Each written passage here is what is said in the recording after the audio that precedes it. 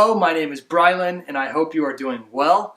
Today, I want to look at a study Bible with you. The Christian Standard Bible is the translation, and this thing is huge. Before we get started though, consider subscribing to this channel. Me and my wife Lisa post all kinds of different videos on here, so you won't have to deal with just me. If you're into Bible reviews or faith-related videos or vlogs, so hit subscribe, hit the thumbs up button as well if you want to see more of these videos. In the card above, I'll have a playlist that you can go check out with other Bible reviews I have done in the past. And hey, if you're not sure how to pick a Bible translation, we just did a video on picking a Bible translation that's right for you. So I'll have that in the description below as well. I heard it was pretty good. Let's jump into this one though. So Holman Bibles, who publishes and made this Bible, this study Bible for the CSB translation, was kind enough to send this Bible to me in this really cool gray, black, believe it or not, onyx. It's and the cover is cloth over board. So it's going to be a hard cover. So I'm just going to start by reading the features off, and then I'll kind of go over what I like and maybe what I'm not that big of a fan of. So the features of this Bible include 15,000 study notes. And I believe the ESV and NLT study Bibles are around the 25,000 study notes. So if that means anything to you, sorry. 368 word studies, which are very cool by the way. I'll jump into that in just a minute. 94 photographs, 61 timelines, 55 maps, 34 articles on various topics, 21 illustrations, 19 charts, book introductions for every book of the Bible, and a concordance at the back of the Bible. Those are the major features of this Bible. So let's jump into and take a look at what they look like within the Bible. So right off the bat, I want to say that the CSB, the Christian Standard Bible translation, is one of my favorite Bible translations. I love the CSB translation. I love the way it words things. It takes a middle of the road approach in terms of being word for word and thought for thought. So it combines the two. It tries to be more word for word throughout the entire Bible, but in areas where there can maybe be some confusion or prolonged sentences or jumbled sentences, it takes a more thought for thought approach in those instances, but overall tries to stick to a more readable word for word translation, which I love. It's like they literally made a Bible for me.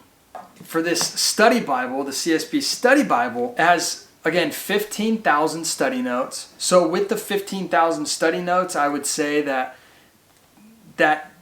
the study notes are, in my opinion, probably the weakest feature of this Bible. Now that's not to say that there's not enough study notes. I think that the study notes in this Bible, there's a ton. They're on every single page. I just find them to kind of rephrase what the scripture was already saying, just in a different way. And there's a few study Bibles that tend to do that, and it's like, what? I'm not looking to hear it in a different way. I'm looking for context. I'm looking for historical context, for meaning, for just a deeper look at what the scripture is trying to say, not how it can be said in a different way. I find the ESV study notes or even the NLT study Bible to have more in-depth, more thorough. They give more information in the study notes.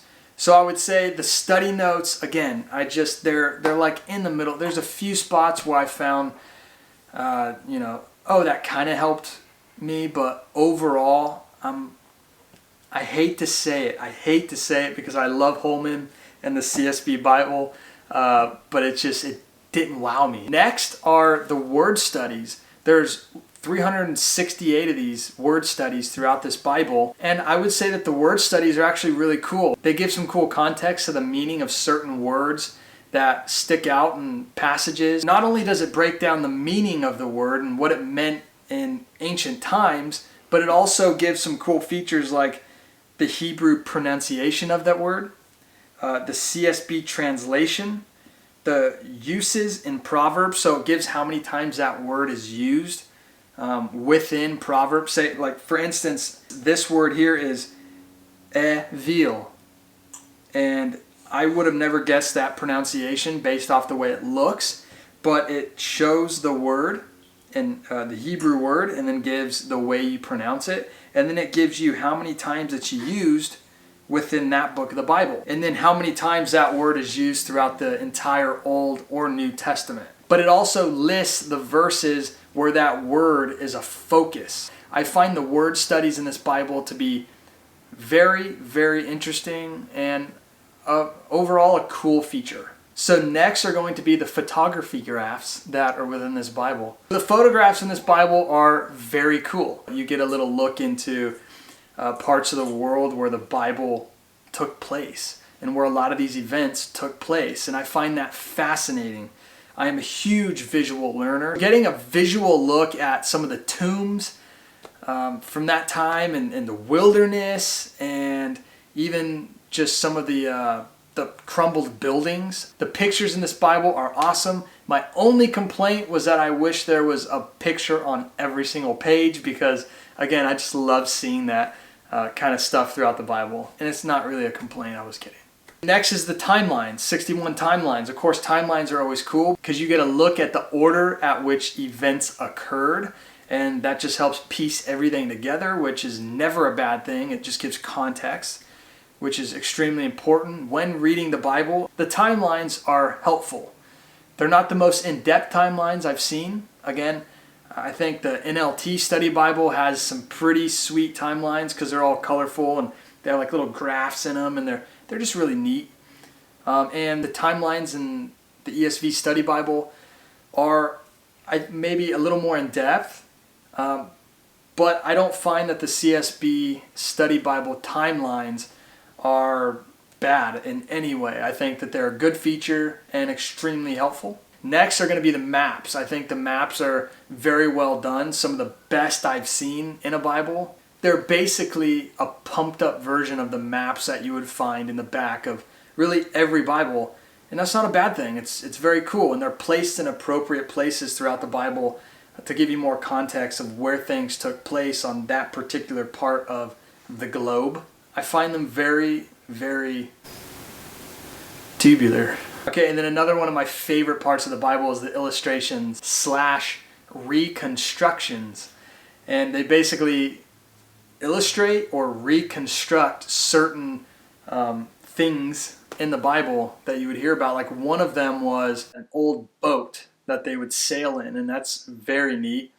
And then another one was the Ark of the Covenant, and I love seeing that stuff on top of the photographs. It's just a really awesome visual to put the photographs with the maps and the illustrations. You combine those all together and you just get a really cool look at the Bible. And then the book introductions, I think, are sufficient. They're not the most detailed by any means. I think the ESV is kind of king when it comes to detailed introductions of each book of the Bible, and then the NLT Study Bible would be right along with that, and also the NIV Zondervan Study Bible, which is one of my personal favorites, has awesome detailed book introductions. I find the CSB to maybe be lacking in the book introductions as well, but they do give enough to, it's better than nothing, really, and that's my opinion of it, is that it's better than nothing, but it's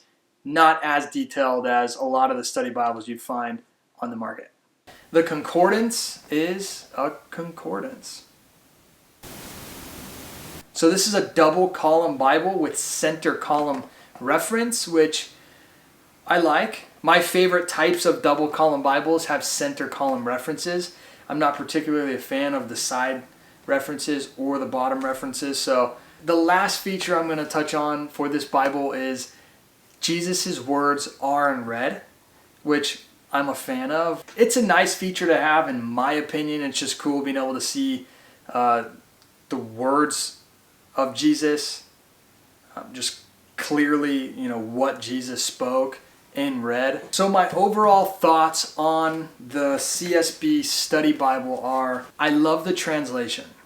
and I like the photographs. I like the illustrations. The book introductions are pretty good. The timelines are pretty good. The study notes are study Bibles like the ESV Study Bible and the NIV Zondervan Study Bible. The notes in those are just like spectacular, in my personal opinion. So it would make it hard for me to make this my daily reader. Even though I love the CSB translation, I more go to it when I know I'm not going to care about looking at the study notes. So that's going to be it for this CSB Study Bible. I hope this was helpful. Give this video a thumbs up if you enjoyed this review and you want to see more Bible reviews. Hey, and leave a comment below if there's any particular Bibles or study Bibles that you would like me to review. Make sure to hit the subscribe button. So I look forward to seeing you again next time. Late. It's permanent from my heart. Anywhere we go is where I long to roam. Night or day, I'm taking you all the way. 'Cause my heart screams.